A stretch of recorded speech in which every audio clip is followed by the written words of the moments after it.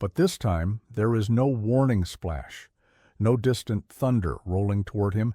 Instead, 24 small projectiles pierce the surface simultaneously, racing downward in a deadly ellipse. They make almost no sound. They sink faster than anything he has encountered. And they only detonate on contact. The first explosion tears through his hull before he even understands what is happening. The Hedgehog has claimed another victim.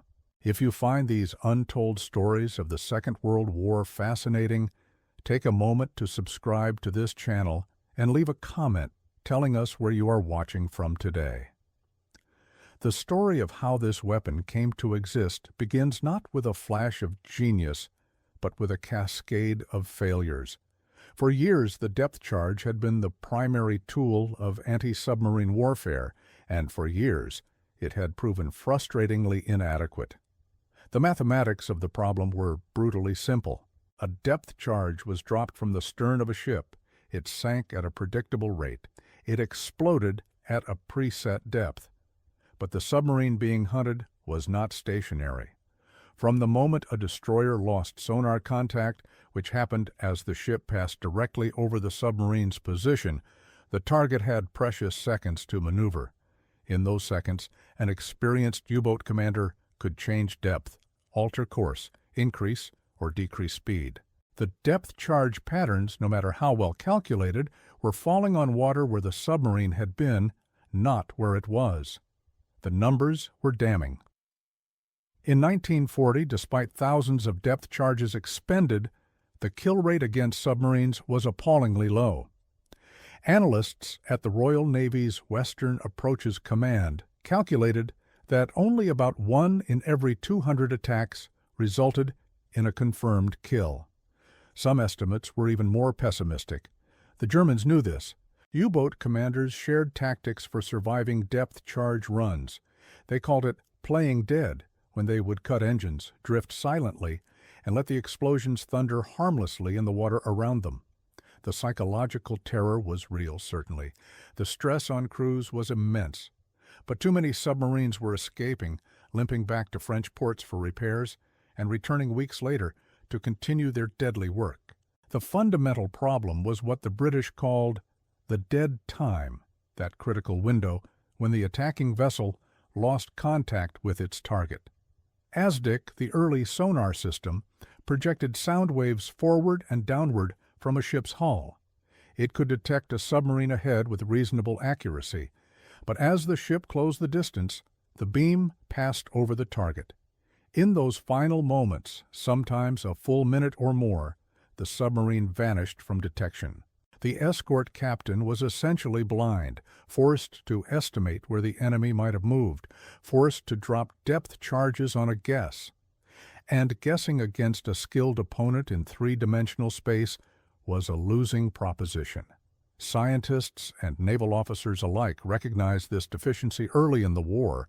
The solution seemed obvious in theory. Develop a weapon that could strike a submarine while still under active sonar contact. This meant projecting explosives forward ahead of the ship instead of dropping them from the stern. The concept was simple. The execution was anything but. The first serious attempt at a forward-throwing anti-submarine weapon came from a team led by Stuart Ninnis at the Directorate of Miscellaneous Weapons Development, a deliberately vague name for one of Britain's most creative wartime research groups. Their initial designs resembled large mortars, tubes that could lob explosive charges in a high arc toward a target ahead of the ship. The physics were straightforward. The trajectory calculations were manageable, but every prototype encountered the same devastating problem: the splash. When a conventional depth charge or large bomb struck the water, it created an enormous surface disturbance. Columns of spray shot skyward, shock waves rippled outward. And for sonar operators, the noise was catastrophic. The splash and subsequent entry of the weapon into the water produced so much acoustic interference that it completely blinded the ASDIC set. Operators reported losing contact for 30 seconds, sometimes a full minute, after each weapon entered the water. This defeated the entire purpose of a forward-throwing system. You gained nothing by keeping sonar contact right until the moment of attack if the attack itself then blinded you completely. Several early designs were tested and rejected. One involved a large bomb with a parachute to slow its descent through the air, reducing water entry speed and thus splash signature. The parachute worked, but wind gusts made accuracy impossible. Another design attempted to use a narrow, streamlined projectile entering the water at a steep angle, almost vertically. This reduced splash, but concentrated all the explosive power in a single point, making a near-direct hit necessary for any damage. The breakthrough came from an unexpected direction. Charles Ninnes, along with physicist Malcolm Guff, began studying the relationship between projectile size, entry speed, and acoustic signature. Their experiments revealed a crucial threshold effect. Below a certain projectile diameter and impact velocity, the acoustic interference dropped dramatically. Small, fast-sinking projectiles produced splashes so minor that sonar could continue operating through the disturbance. This insight inverted the design philosophy. Instead of one large bomb, what if they used many small ones? The answer became the Hedgehog, so named because its launcher bristled with rows of small spigot mortars, giving it a vaguely hedgehog-like appearance. The weapon consisted of 24 projectiles, each containing about 32 pounds of Torpex explosive, arranged in an elliptical pattern on a mounting that could tilt to adjust for the ship's roll and the target's bearing. When fired, all 24 bombs launched simultaneously, arcing forward in a cascade. They struck the water in a roughly circular pattern about 40 meters in diameter, approximately 250 yards ahead of the attacking vessel. Each projectile sank rapidly, far faster than a conventional depth charge. The small diameter and streamlined shape minimized drag. And critically, they contained no hydrostatic fuse set to detonate at a specific depth. Instead, each Hedgehog bomb was contact fused. It would only explode if it physically struck a submarine. This was simultaneously the weapon's greatest advantage and its greatest psychological challenge for the crews who used it. Before we continue deeper into this story, if you are enjoying this exploration of forgotten technologies that changed the war at sea, consider showing your support by subscribing. Your engagement helps bring more of these historical deep dives to life. The contact fuse changed everything about anti-submarine warfare tactics. With depth charges, every attack was guaranteed to produce spectacular results, at least visually. Enormous geysers of water erupted from the detonations. The sound was thunderous. Debris sometimes floated to the surface. Oil slicks appeared. Crews could watch the explosions and feel they were accomplishing something, even when they were not. The Hedgehog offered none of this theater. When the 24 projectiles entered the water, they made barely a ripple. They sank in silence. If they missed, there was nothing. No explosion. No confirmation. Just the quiet hiss of the ocean closing over empty water. For escort crews accustomed to the cathartic violence of depth charge runs, this silence was deeply unsettling. Early reports from ships equipped with Hedgehog noted significant morale problems. Sailors felt they were throwing away their ammunition into the void. The absence of explosions felt like failure, even when the tactical situation was unchanged. Captains had to actively work to convince their crews that silence meant they had simply missed, not that the weapon had malfunctioned. But when the Hedgehog hit, the difference was unmistakable. A contact detonation against a submarine hull produced a characteristic sharp crack, often followed seconds later by secondary explosions as the submarine's own fuel, compressed air tanks, or torpedo warheads contributed to its destruction. There was no ambiguity. A hit meant a kill. The weapons lacked the explosive power to merely damage a submarine and let it escape. If a 32-pound Torpex charge detonated directly against a pressure hull, that hull was breached. The submarine was either destroyed outright or crippled beyond any possibility of reaching the surface. The kill probability per attack shifted dramatically. Whereas depth charges killed perhaps one submarine per 100 attacks, early Hedgehog deployments achieved approximately 1 kill per 20 attacks.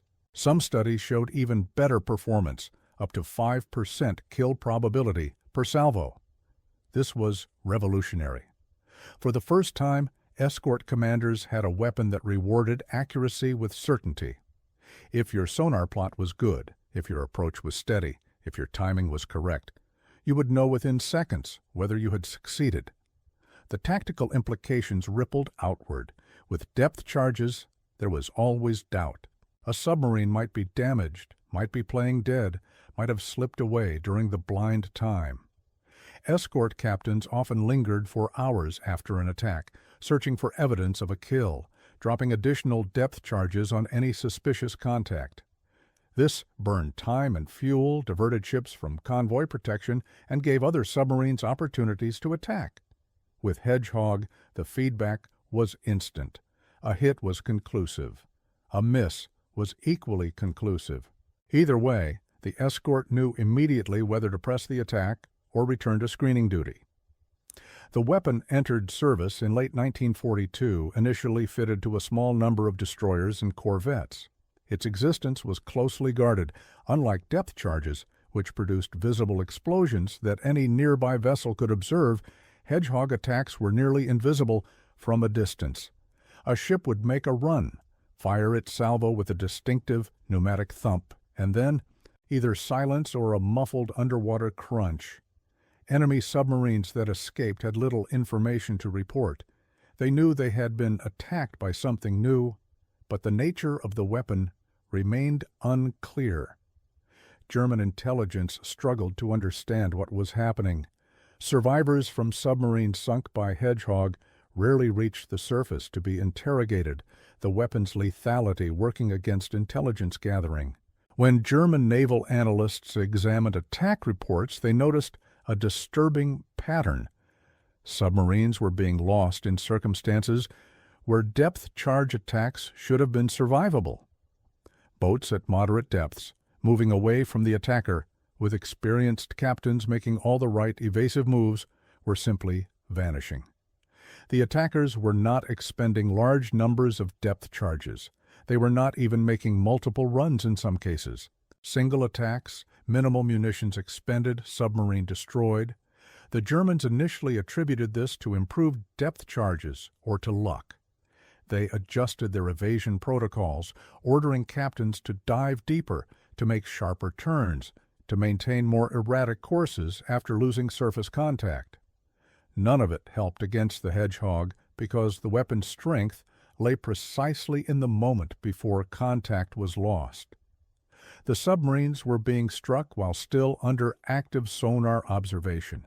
There was no evasion window.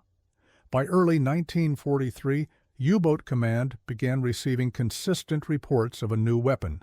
Survivors described hearing the splash of many small objects hitting the water almost simultaneously, followed by rapid sinking sounds, followed by either nothing or catastrophic explosions. Technical analysts pieced together the basic principles. It was a forward-throwing weapon. It used contact detonation. It comprised multiple small projectiles. But by the time this understanding coalesced, the Hedgehog was already deployed widely across Royal Navy and United States Navy escort forces. The timing could not have been more critical. 1943 marked the turning point of the Battle of the Atlantic. In the spring, U-boat losses spiked dramatically while merchant sinkings plummeted. The Hedgehog was not solely responsible, certainly. Improved radar, signals intelligence from ultra-decrypts, longer-range patrol aircraft, escort carriers, and increased convoy sizes all contributed. But the Hedgehog addressed something that no other innovation could. It made the attacking escort more lethal in the final critical moments of an engagement. The weapon underwent continuous refinement throughout the war. The original Mark X design gave way to improved versions with better reliability and slightly modified firing patterns. The United States Navy developed its own variant, the Mark 11, which addressed some early manufacturing issues and proved slightly more reliable in heavy seas. The basic principle remained unchanged: many small contact-fused bombs thrown ahead of the ship, sinking fast, striking hard. American anti-submarine warfare doctrine integrated the Hedgehog with remarkable speed. United States destroyer escorts, the smaller and more numerous cousins of fleet destroyers, were built specifically for convoy protection work. Many came off the production lines with Hedgehog launchers already installed. Training programs emphasized the weapon's unique tactical requirements, the need for steady, accurate approach runs rather than the more aggressive high-speed depth charge passes that sailors instinctively preferred. Escort commanders learned to combine Hedgehog with conventional depth charges in layered attacks. A typical engagement might begin with a Hedgehog salvo while the submarine was still ahead and in sonar contact. If that missed, and the miss was immediately apparent from the silence, the ship could continue over the submarine's estimated position and lay a pattern of depth charges designed to force the boat deeper or damage it enough to slow its escape. Then the escort would circle, regain sonar contact, and begin another Hedgehog run. The combination was devastating. The men who operated these weapons occupied a curious position in the naval hierarchy. They were neither glamorous aviators nor bold surface combatants. Their war was fought in gray waters against an enemy they rarely saw, using weapons whose effectiveness was measured in statistics rather than spectacle. A successful Hedgehog attack might produce nothing visible at all, just a distant rumble of secondary explosions as a submarine broke apart in the depths, perhaps an oil slick rising hours later, perhaps a few bits of debris. There were no surrendering crews to rescue, no flag-draped prisoners to transport, no trophies to display. This invisibility extended to the public narrative of the war. Newspapers covered the great naval battles, the aircraft carrier duels in the Pacific, the battleship engagements. The slow, grinding convoy war received far less attention, and within that convoy war, the technical innovations that actually turned the tide, the radar sets and acoustic homing torpedoes and forward-throwing weapons, were classified secrets, not subjects for morale-boosting journalism. The Hedgehog saved thousands of lives by destroying submarines that would otherwise have sunk merchant ships laden with food, fuel, and munitions. But the sailors who fired it and the engineers who designed it worked in obscurity. The weapon's legacy extended beyond the Second World War. The principle of forward-throwing anti-submarine ordnance became a permanent feature of naval warfare. The Squid, a larger three-barreled mortar firing depth-fused bombs in a triangular pattern, supplemented and eventually replaced the Hedgehog on many vessels. The American Navy developed the weapon Able and later the Mk-15 Hedgehog with improved range and reliability. Modern anti-submarine rockets trace their lineage directly to that bristling launcher that first went to sea in 1942. The human cost of the U-boat war remains difficult to fully comprehend. Approximately 30,000 German submariners died during the conflict, out of roughly 40,000 who served. This casualty rate, nearly 75%, was among the highest of any branch of any military service in any combatant nation. The submarines themselves were death traps once damaged. A pressure hull breach at depth was almost always fatal. The crews who survived sinkings were those lucky enough to be near the surface, lucky enough to escape through a hatch, lucky enough to be rescued before hypothermia claimed them in the frigid North Atlantic. The Allied merchant marines suffered terribly as well. More than 30,000 merchant sailors died in the Atlantic alone. Their ships carried everything that Britain needed to survive: wheat from Canada, oil from the Caribbean, steel from America, munitions from factories across 3 continents. A single U-boat on a successful patrol might sink hundreds of thousands of tons of shipping. The cargo lost represented not just material, but months of industrial production, the labor of thousands of workers, the fuel consumed to transport it across an ocean. This context is essential for understanding what the Hedgehog represented. It was not merely a clever piece of engineering, it was a mathematical intervention in a war of attrition that Britain was losing. Every submarine sunk meant dozens of ships saved. Every ship saved meant thousands of tons of supplies delivered. Every ton of supplies delivered meant aircraft built, tanks fueled, soldiers fed. The connective tissue of industrial warfare ran directly through the convoy lanes of the Atlantic. Now, as we approach the final segment of this deep dive into the Battle of the Atlantic, consider subscribing and activating notifications so you never miss another exploration of history's most consequential moments. The technical specifications of the Hedgehog reveal the careful balance its designers achieved. Each projectile weighed approximately 65 pounds in total, with about 32 pounds of that being the Torpex explosive fill. Torpex was itself a wartime innovation, roughly 50% more powerful than the TNT it replaced in many applications. The combination of shaped charge principles and enhanced explosive meant that even a relatively small warhead could breach submarine pressure hulls designed to withstand depths of 200 meters or more. The launcher mechanism used a spigot mortar design rather than a conventional barrel. Each bomb sat on a hollow rod that fit over a fixed spigot on the launcher frame. A propellant charge at the base of the rod provided the firing impulse. This design eliminated the need for heavy barrels and allowed all 24 projectiles to be fired in a single coordinated salvo in less than 1 second. The simultaneous firing was critical for pattern density. It ensured that all projectiles entered the water at nearly the same moment, maximizing the coverage over the target area before the submarine could maneuver.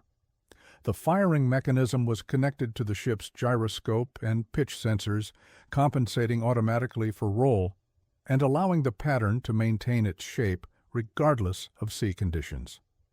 This was no small engineering achievement in the context of 1940s technology.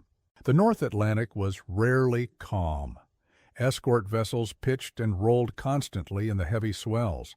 Without stabilization, the elliptical pattern would have distorted badly, spreading projectiles across a much wider area and reducing the probability of a hit.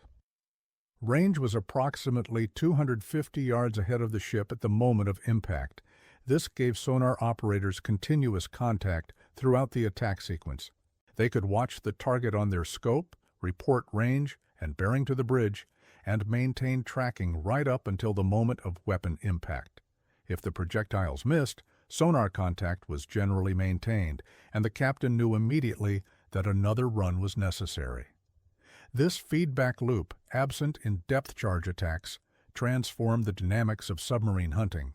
The elliptical impact pattern measured roughly 40 meters across the long axis and about 30 meters on the short axis. This was large enough to account for minor aiming errors and small evasive movements by the submarine, but small enough to concentrate explosive power in a lethal zone. The depth at which projectiles were likely to detonate depended on when the submarine was hit, but the design ensured that even a submarine crash diving could not escape fast enough to avoid the sinking projectiles. Testing had shown that any hit was likely to be fatal. A direct strike on the pressure hull produced immediate flooding. A near miss striking the conning tower or external tanks typically caused sufficient damage to force the submarine to the surface where it could be finished by gunfire or captured. The contact fuse was reliable enough that duds were relatively rare, though not unknown. Crews learned to count the explosions after a salvo.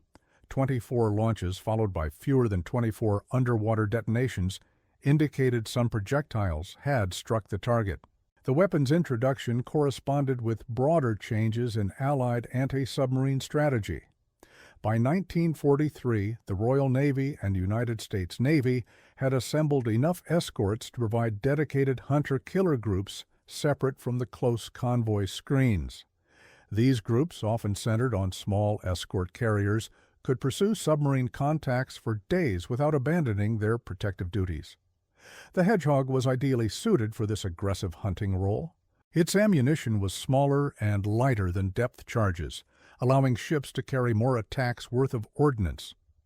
Its instant feedback on hit or miss allowed rational decisions about resource allocation during extended pursuits. The German response evolved but never fully countered the threat. Deeper diving boats helped against depth charges but offered no advantage against a contact-fused weapon that simply followed the submarine down. Quieter operations made initial detection harder but did nothing once contact was established. Acoustic decoys and bubble generators confused Allied sonar but could not prevent a determined escort from closing range and firing. The fundamental asymmetry remained.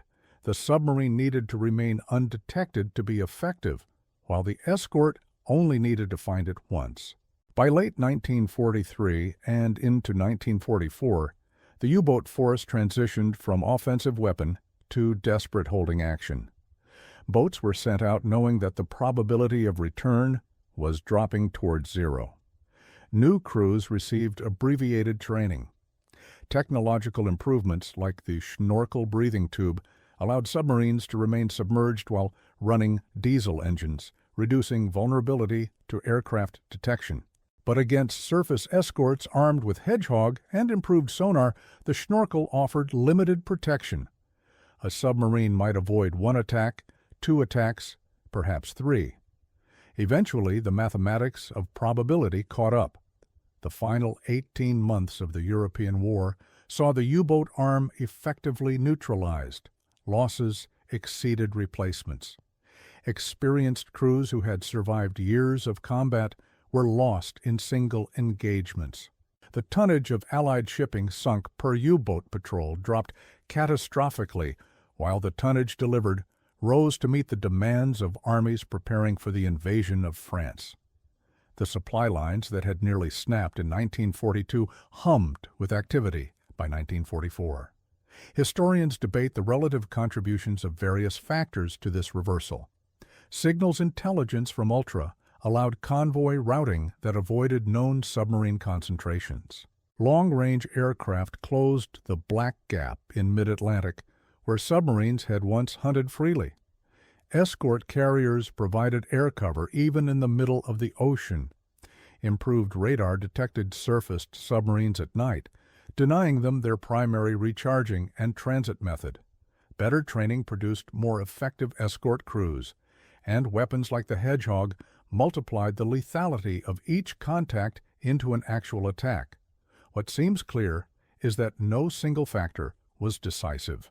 Victory in the Atlantic required all of these elements working in combination. A submarine that evaded aircraft might still be found by escorts. A submarine that evaded Hedgehog might be caught on radar the next night. A submarine that survived one patrol might be located through Ultra intercepts on the next. The cumulative effect was a system of detection and destruction that no amount of courage or skill on the part of individual U-boat crews could consistently overcome. The men of the U-boat arm were, by any measure, exceptionally brave. They volunteered for service knowing the risks. They maintained discipline and fought with determination even as their survival odds collapsed. The commanders who led patrols into the Western Atlantic in 1944 and 1945 were not fools. They understood what they faced. They went anyway, following orders, hoping for the miraculous breakthrough that never came. Their sacrifice was real, even in service of a cause that history rightly condemns. The Allied sailors who hunted them were equally courageous. Convoy escort duty meant weeks at sea in terrible weather, constant vigilance, and the knowledge that any contact could be the precursor to a torpedo strike. The explosion of a torpedoed merchant ship was a terrible thing. Men burned in oil slicks, drowned in cargo holds, froze in lifeboats while waiting for rescue that might never come. The sailors who operated Hedgehog launchers and dropped depth charges did so, knowing that their success meant the enemy's death, but also that every submarine destroyed was dozens of their countrymen spared. The technology of the Hedgehog embodied a particular kind of wartime innovation. It arose from the recognition that existing tools were insufficient, from careful analysis of why they failed, from creative engineering that reimagined the basic approach to the problem. It was not glamorous. It did not inspire recruiting posters or documentary films, but it worked. And in a war of attrition, where marginal improvements in kill probability compounded over thousands of engagements, working was everything. The legacy of this innovation extends into contemporary naval warfare. Modern anti-submarine rockets like the American Mk-54 torpedo and Russian RBU series weapons descend conceptually from the Hedgehog. The principle that forward-throwing ordnance maintains sensor contact while conventional depth charges lose it remains as relevant today as it was in 1943. Submarines have grown faster, quieter, and more capable. But the basic geometry of the problem, the need to strike an underwater target before it can evade, persists. What changed most profoundly was the relationship between detection and destruction. Before the Hedgehog, finding a submarine was only the beginning of a long, uncertain process that frequently ended in failure. After the Hedgehog, finding a submarine was usually the hard part. Once contact was established and range closed, the weapon almost invariably did its work.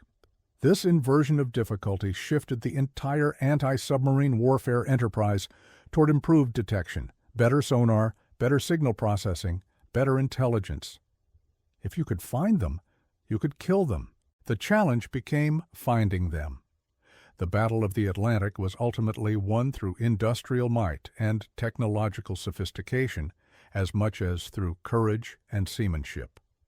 The Allies built more ships than the Germans could sink. They trained more crews than the Germans could eliminate.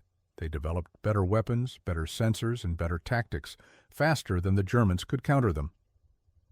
The Hedgehog was one piece of this vast endeavor, one innovation among hundreds, but it was a piece that worked brilliantly, that arrived at the moment it was needed, and that contributed materially to the defeat of the submarine threat that had come closer than any other Axis strategy to defeating Britain. The waters of the North Atlantic hold thousands of wrecks from this conflict.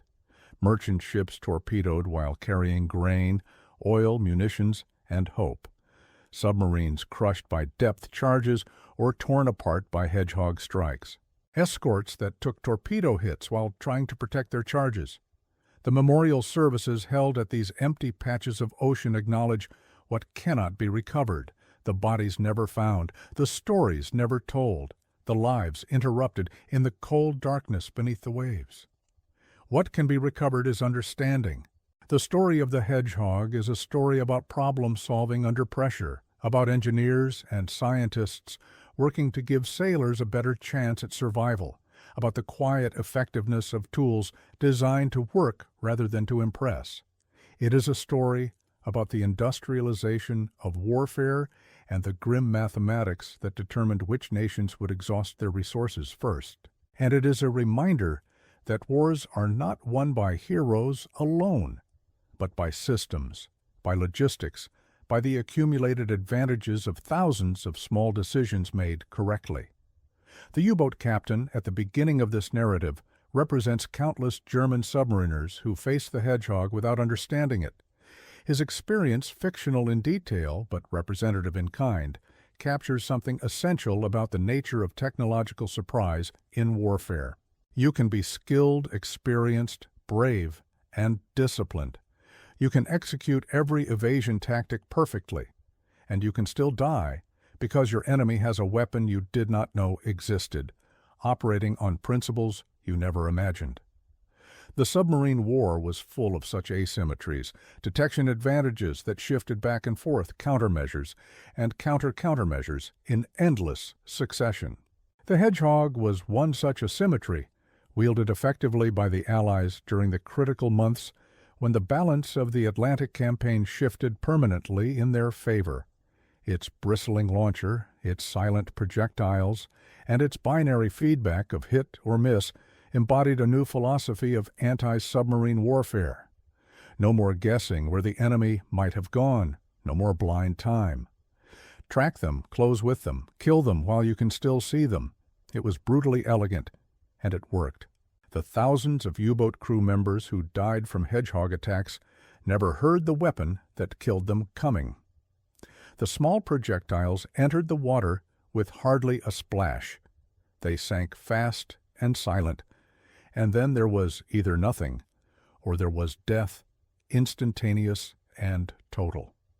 The submarines they crewed became steel coffins, pressure hulls transformed into sealed tombs, settling toward the cold bottom of the Atlantic. In this efficiency lay the weapon's genius and its horror. When historians assess the technologies that decided the Second World War, they often focus on the spectacular: the atomic bomb, radar, the proximity fuse, jet aircraft, guided missiles. The Hedgehog rarely appears on such lists.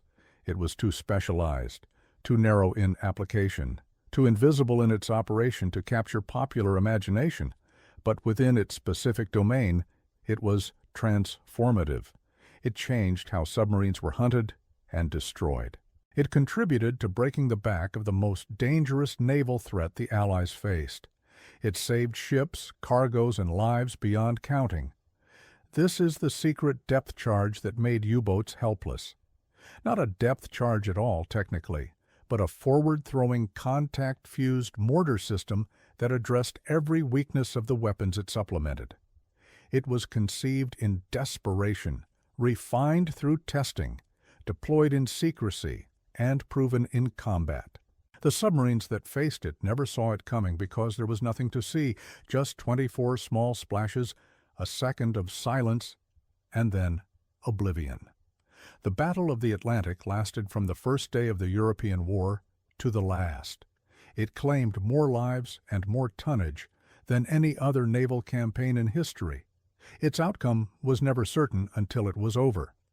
Had the U-boats succeeded in cutting Britain's supply lines, the entire trajectory of the war would have changed. No build-up for D-Day, no bombing campaign against German industry, no second front in Western Europe. The Hedgehog was one of many tools that ensured this did not happen, one of many innovations that tipped the scales toward Allied victory. Understanding this weapon means understanding the kind of war that required it. Industrial, attritional, technical, fought as much in laboratories and factories as on the seas themselves. It means understanding the courage of the sailors who used it and the sailors who faced it. It means acknowledging that victory in such a conflict comes not from single heroic moments, but from the accumulation of countless small advantages, each one meaningless in isolation, decisive in combination. The Hedgehog made U-boats helpless, not through overwhelming power, but through relentless precision. It removed the margins that had allowed experienced commanders to survive. It turned detection into destruction with unprecedented reliability. It was, in its quiet way, one of the most effective naval weapons of the entire war, and its story deserves to be remembered alongside the more famous innovations that shaped the conflict's outcome.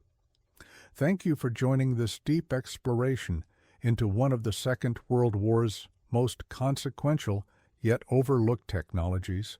If this narrative resonated with you, please subscribe and share this channel with fellow history enthusiasts.